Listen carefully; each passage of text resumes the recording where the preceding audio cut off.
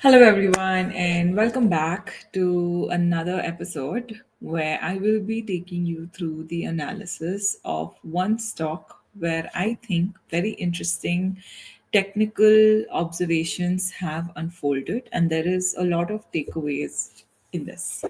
So, the stock of the day that we are here to discuss is MAZDOC, and I know this is a favorite stock for a lot of people. It is also a very volatile stock. And before I get you moving with the charts, I just want to mention this is not an investment advice. It's obviously for education purpose. I want you to focus on how I'm curating the investment case, what are the things that I'm looking for, the qualifiers, and then make a informed decision on the basis of either advice from your financial advisor or your own objective analysis. So without much delay, let's move forward with the charts.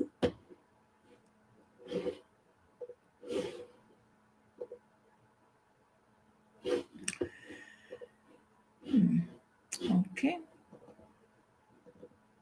hold on, give me a second.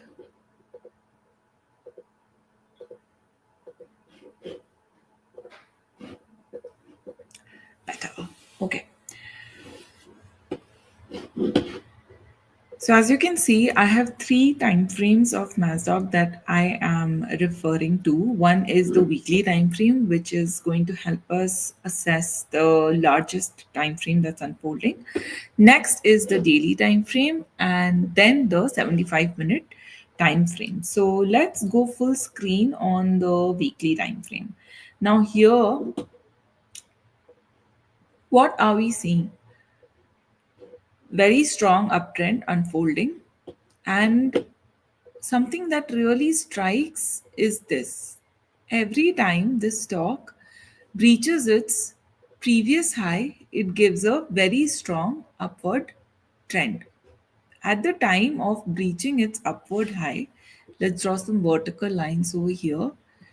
At the breakouts, also over here, it gave a breakout, right? So at these points, if you see, what is the RSI doing? The RSI has corrected either below or back. I hope you're able to see the drawing. Let me change the pencil color. RSI has gone back or down from the overbought zone and then re-entered the overbought zone, starting a brand new trend. It has done this consistently the last three times that we saw it, giving a very strong rally. Now the rally length, if you measure over here, it was a 170% rally in a matter of 118 days, so somewhere around 3 to 4 months. Next, again, it gave around 170% rally in again 3 to 4 months. Here again, it gave how much? Around 150% rally in around 2.5 months or so, 1.5 month or so, right? So right now, based on the weekly time frame, observation is that NASDAQ is very close to its previous high level. Whether or not it will give a breakout, we have no indication. But if we take a look at the RSI, what is the RSI showing us? That when this peak on the weekly time frame, when it was forged, what the RSI was doing was it was extremely overbought, showing very strong buying momentum. And then the stock went into correction and approached this blue line. What is this blue line? It is the 1 day time frames 250 EMA. Now, 200 EMA we know is a very common EMA that is used for support. 250 EMA tends to. I dropped something. Never mind. 250 EMA tends to do a better job of showing support for the prices, and it reduces the noise further from the 200 EMA. So that's why we use the 250 EMA. And every time you can see when the NASDAQ topped out and went into consolidation, the 250 EMA has acted as a beautiful support each time. Even now, the 250 EMA acted as very strong support with no breakdown. right? Now, this little bit of consolidation on the weekly time frame, if you measure in absolute terms, is actually a move of almost 30%, major damage to any portfolio that was holding the stock without conviction. Now let's move one time frame lower and let's look at what the daily time frame has for us.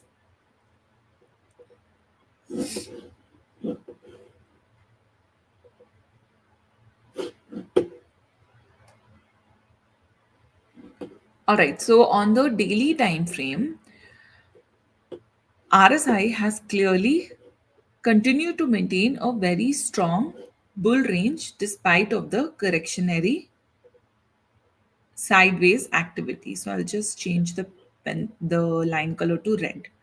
Okay.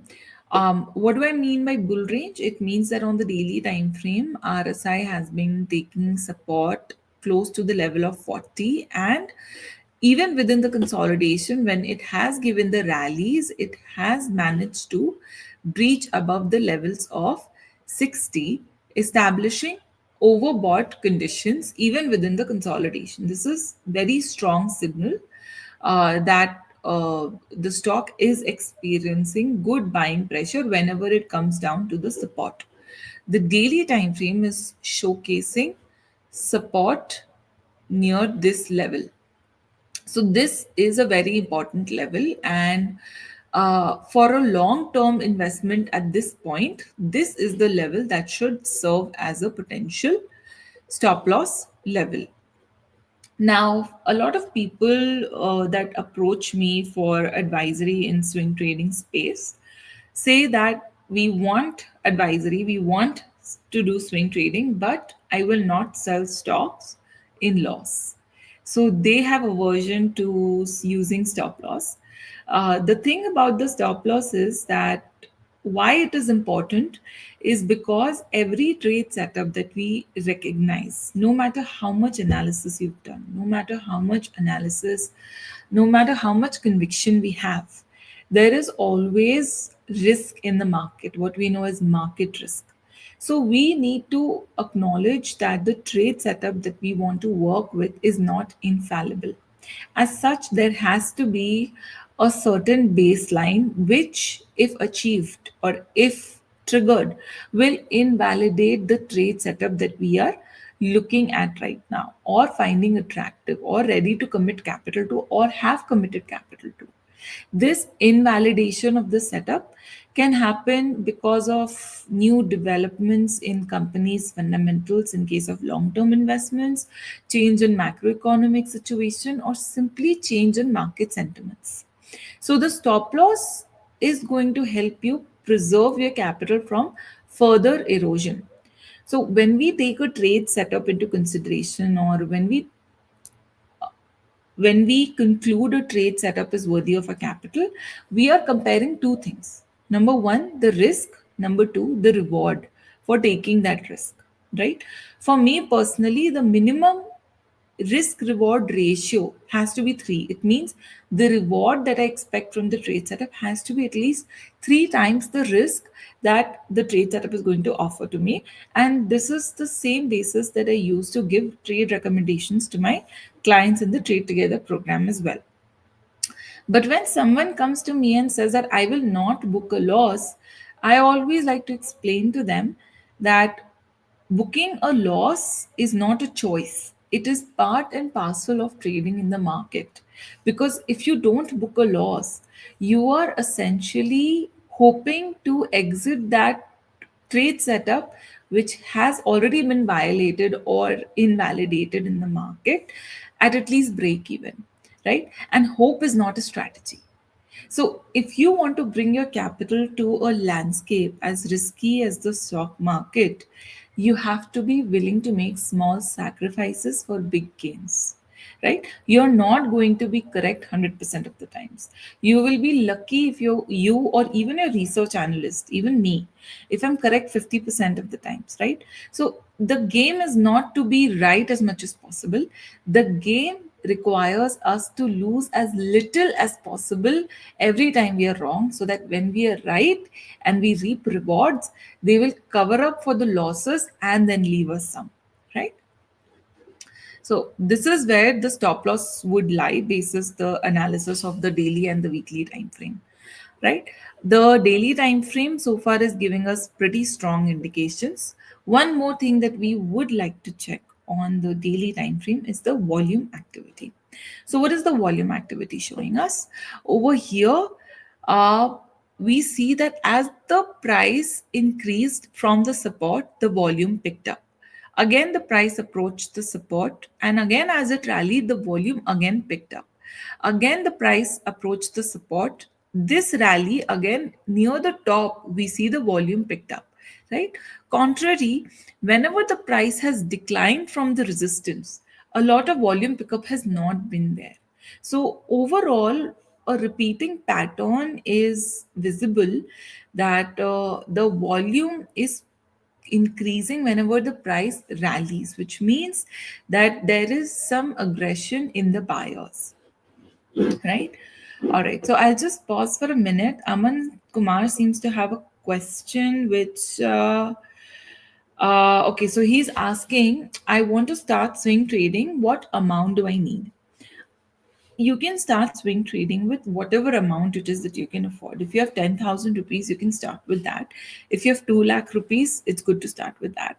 The thing is that you need to decide what your goal is with swing trading, right? Uh, you have to understand that when you start with a very, very small amount, the problem is that it can lead to demotivation, and the other thing is that you might not see enough results even if you're right, right? Even if you're right and you're making profits, but that amount is not going to be enough to justify the amount of time and resource that you're inputting. So if you don't have base knowledge right now, I would suggest you first invest your time in building up base knowledge in swing trading. Until then, you do a job or whatever it is that you're good at and build a capital base of at least 2 3 lakhs to begin with, and then you get into swing trading, right? So swing trading is a science to begin with and an art as it unfolds.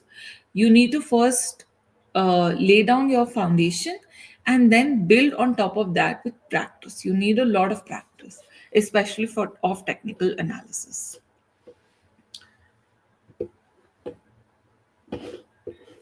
So there is another question from Dhruv asking if I can explain about positive negative divergence. Of course, I can explain, and I will get to that in just a minute for you. So coming back to the chart, I can see the stop loss. I can see this. I can see the volume looked great. Now let's look at the 75-minute time frame and determine what is the 75-minute time frame telling us.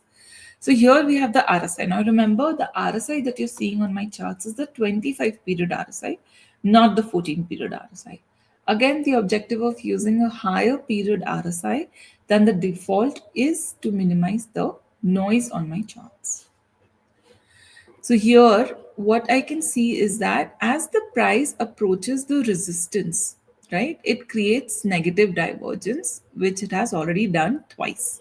So it has created quite a bit of a negative divergence. Now, why would I call this a negative divergence? Because again, if I draw a vertical line here, let's change the color of this vertical line to orange. What I am seeing here is that the price, so the momentum created a peak. Okay, momentum created a peak and my vertical line, right? But if I look at the price has continued to create higher highs on a closing basis on the 75-minute time frame, right? So this line that I'm drawing on the price after I notice the momentum peak is sloping upwards. Versus if I look at the slope that the RSI has forged. RSI has been forming lower highs.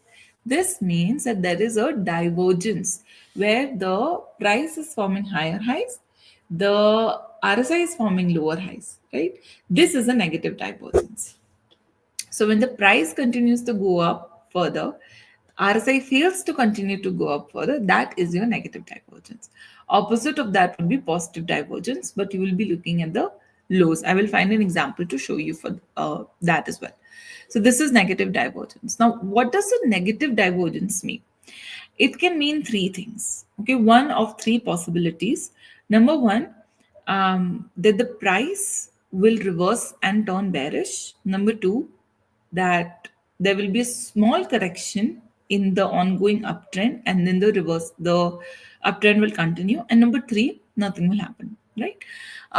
Over here, because I can see that the negative divergence that occurred on the right tail, that is over here, the RSI has not exactly resisted 60. It has still managed to breach 60 a little bit. My conclusion is that this does not signal a total reversal in trend. It signals a pause in the trend. So I would expect correction and continuation. So over here, we are seeing that the correction has occurred, but the level of 30 was breached. And then we've seen some continuation, and now the resistance price has already been approached again. Now, the thing is that whether or not a new lifetime high will be established here, do we have enough signal for that? In order to find that out, we will go back to the last time where we saw a breakout. And what do we see here? Again, back in April 24, right, 2 years ago, when a key resistance was broken out of. So, this is where the breakout happened, right? What happened before that? We see the RSI was quite negative over here, was quite negative over here. There was negative range shift starting all the way from here to here, right? And then the price bottomed out here, creating a positive divergence, right? And then went into positive range shift at this point, up to this point. And then it again took some correction without any indication, did not create a new low, right? It maintained the higher high, higher low formation. Here created a positive divergence, rallied, gave a breakout. Okay. Uh, before this, when the breakout happened, here also the common theme repeats that the RSI went into the bull range before the breakout actually occurred, right? So currently, if we come back to the recent price activity, I would say a positive range has not been established on the 75 minutes chart yet, right? It is overbought, but it's not a positive range. Why? Because of this. Now, I know that the market is currently very volatile. The whole tariff and the global tariff war scenario is not giving us a lot of confidence. And this massive gap down that we noticed here from the resistance happened to breach the level of 40 and 30. This indicates to us that some more weakness might be experienced, temporary weakness, but it might be experienced, right? We might see another leg of correction, another revisit to the 250 EMA, which now has come above the support zone. So we don't expect the support zone to get tested all the way. We do expect some correction. Now, before that correction comes, price might temporarily go slightly higher, maybe as high as 2800 for now, but we do expect some correction. The correction may also end at 2500. Right now, it is difficult to say whether we will create a new low or not. However, considering the observations that we've made on the daily and the weekly time frame, MAZDOC is definitely looking very attractive, and a breakout above the level of 2980, or let's just round it to 3000 rupees.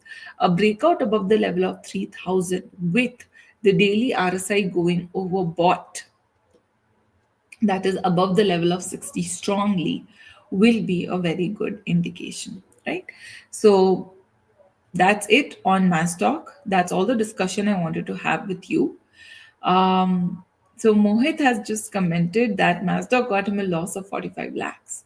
Now, Mohit, it's not the stock that got you the loss, it is your entry level. If you're going to continue to make entries on the basis of fear of missing out in stocks which have already given the rally, where the steam is already exhausted, then your portfolio is going to continue experiencing losses like the one that you've already experienced. But if you want to change that, and if you want to enter stocks before they rally, then explore my Trade Together program or other services that I'm offering in the space of swing trading for short term and long term investors. Sandeep is asking what is the support level to buy now. So, Sandeep, I am not giving you buy sell recommendation. I will remind you that I have just done a bunch of analysis and identified some key behaviors that we can expect from the stock given the setup. If you want specific tradable recommendation with levels for entry and exit, then you are going to have to be my client as per SEBI's rules. Okay. So, with that, we will just take another quick look at the comments which are coming in on YouTube. Um,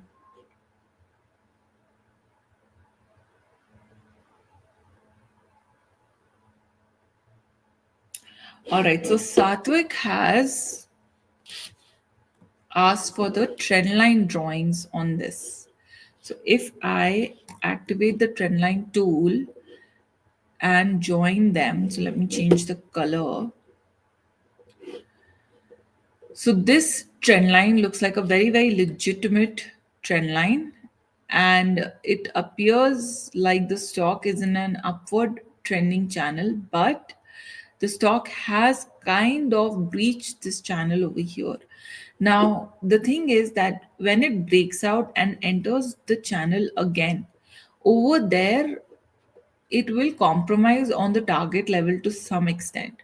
So if we draw an internal channel here like this, it coincides with this point here, it coincides with this point here, it coincides with this resistance here, right?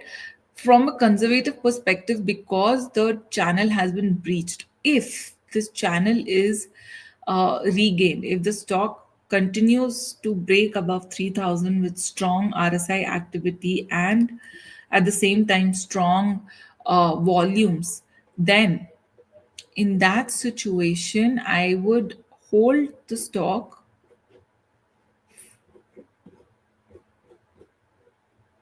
for a target of around here, right? If the channel had not been broken, then I would expect the highest trend line, that is around 6800, to get achieved. But because the channel has been broken on the downside, this is where the channel broke. Because the channel has been broken on the downside, I am taking the next highest trend line as my resistance. So right now around 4800 or 4900 is where I would expect the target to be. So with a stop loss around 1800 or 1900 approximately, let's see what the risk reward looks like currently. Okay, remember I said on 75-minute time frame that there is resistance, there is negative divergence, and we expect some correction. Also, the risk reward ratio is only 2.75, it's not more than 3, which means that currently the stock is not at all attractive for immediate execution.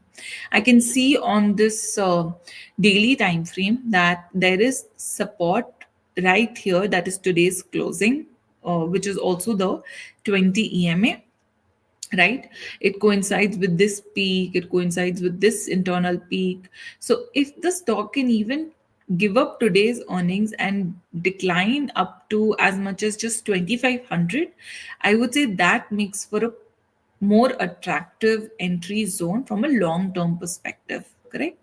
However, the stop loss from personally for me, even from a long term perspective, a stop loss of 23% is a little too steep right now. So what I would expect is, I would expect the stock to pull back to the 100 EMA, which is around the level of 2300. I think 2300 or 2400 would offer a better entry zone, right? Another thing that I want to check is if I reset this and if I use the Fibonacci tool, I want to know what Fibonacci retracement level that stands at. So the level of 2300 or 2400 that I'm talking about is roughly 50% retracement of the current uptrend. Now you can see that this trend has already been retraced by exactly 62% on the charts. So exactly at the 61.8%, which is the golden ratio, the stock gave a turnaround. But there is a chance that it is going to experience resistance around 2800 or maybe 2900, and then it will correct back. So when that happens, when it creates a high, right, like I said, it can be around here or it can be around here, then I will want to see how much correction it gives. So right now it is difficult to say where a precise entry point is going to emerge, but we have few scenarios that we are going to look out for in the next, say, 1 month.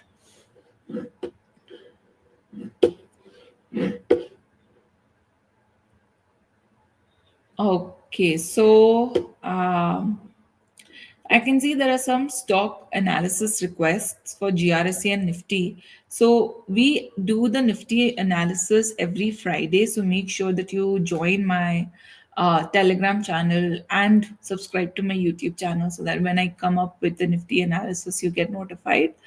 And as for GRSE, I will look at the charts after this session, and if I see potential or anything worth discussing, then we will come back with GRSE on Wednesday. If not, then for Wednesday session at 5:30 p.m. again, I will find another stock which has a lot to say, a lot to contribute, and then we will discuss that while doing the live session. So with that, we come to the end of today's discussion. Thank you so much for joining in the session today.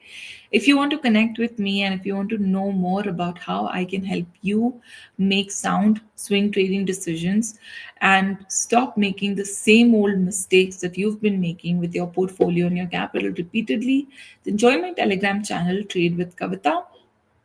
I'm going to go ahead and copy the link to my channel and paste it in the chats for you. Give me a second.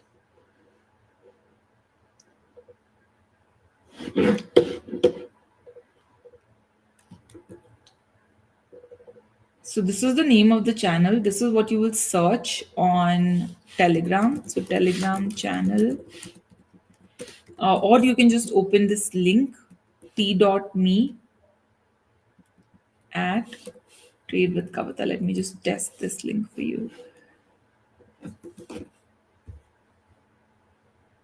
Yep, works perfectly. All right, so Telegram channel, there is the link that you need to join. Okay. Um,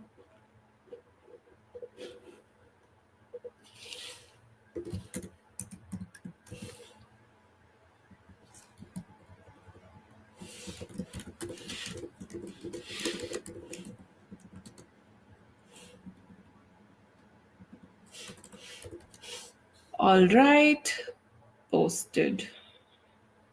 Awesome. Um, Oh, there is also request for solar industries and Azad engineering. So unfortunately, Azad engineering is not part of my watch list. Solar industries is part of my watch list and is actually a pretty good candidate. So I will look at the charts, and if I have a lot to discuss, then I will pick up solar industries for the next session. So I will look at the stock suggestions and I will decide a stock.